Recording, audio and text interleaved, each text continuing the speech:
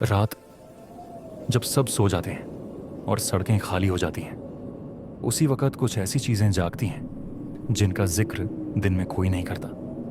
बंगाल में लोग मानते हैं हर आत्मा बुरी नहीं होती, लेकिन कुछ आत्माएं ऐसी होती हैं जो जिंदा रहते हुए जितनी मासूम थी, मरने के बाद उतनी ही खतरनाक बन जाती हैं। सफेद साड़ी, लाल बॉर्डर, पैरों में पायल, दिखने में एक आम औरत, लेकिन असल में मौत का बुलावा। बंगाल के गांवों में आज भी लोग कहते हैं अगर रात में किसी औरत की आवाज़ सुनाई दे और वो मदद मांगे तो अपनी इंसानियत को वहीं छोड़ देना, क्योंकि वो औरत इंसान नहीं होती। उसे कहते हैं शाकत चुन्नी।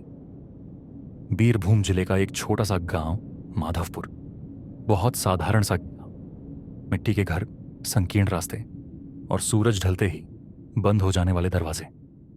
गांव के बाहर एक पुराना रास्ता है जिसके बीचों बीच खड़ा है एक बरगद का पेड़। दिन में उस पेड़ के नीचे बच्चे खेलते हैं, लेकिन रात में उसके पास से गुजरते वक्त लोग अपनी सांस तक रोक लेते हैं। गांव के बुजुर्ग साफ कहते हैं वो रास्ता रात के लिए नहीं है, वहां शाक चुन्नी घूमती है। रमेश गांव का सीधा साधा लड़का था, पढ़ा लिखा और इन बातों पर यकीन न करने वाला। उसका मानना था डर बस दिमाग में होता है। एक रात जब वो खेतों से देर से लौट रहा था, चारों तरफ अजीब सी खामोशी थी। न कुत्तों की आवाज, न झिंगुरों की, बस उसके कदमों की आवाज। बरगद के पास पहुंचते ही पीछे से किसी ने धीमे से पुकारा, बाबू। रमेश ठिठक गया, दिल जरा तेज धड़कने लगा। फिर आवाज आई, जरा मदद कर दोगे? रमेश पलटा, उसकी नजर एक औरत पर पड़ी। सफेद साड़ी, लाल बॉर्डर, चेहरा नीचे झुका हुआ। वो कुछ सेकंड तक चुप रही, फिर बोली, मेरी पायल टूट गई है, चलना मुश्किल हो रहा है। आवाज में कोई डर नहीं था, कोई गुस्सा नहीं, बस अजीब सी मिठास। रमेश का दिल पसीज गया।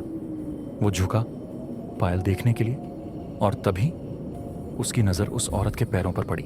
उस औरत के पैर जमीन को छू ही नहीं रहे थे।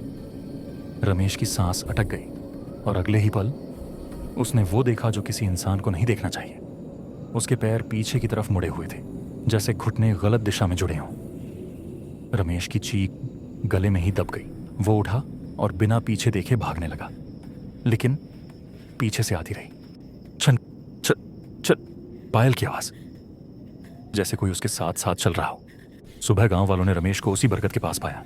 बेहोश, सांसें चल रही थीं, लेकिन आंखों में जिंदगी नहीं थी। जब उसे होश आया तो उसने बस एक ही बात कही, उसके पैर उल्टे थे। 3 दिन बाद रमेश मर गया। डॉक्टर ने कारण लिखा, हार्ट फेलियर, लेकिन गांव वाले जानते थे दिल नहीं। उसकी आत्मा डर से टूट चुकी थी। बंगाल में आज भी लोग मानते हैं शाक चुन्नी किसी को जबरदस्ती नहीं रोकती, वो बस आवाज देती है, और जो रुक जाता है वो कभी पूरी जिंदगी वापस नहीं आता।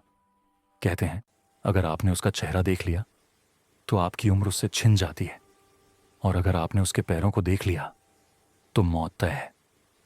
इसलिए बंगाल के गांवों में आज भी एक बात सिखाई जाती है, रात में कोई बुलाए तो पलटकर मत देखो, क्योंकि कुछ आवाजें मदद के लिए नहीं होती, कुछ आवाजें आपको अपने साथ ले जाने आती हैं।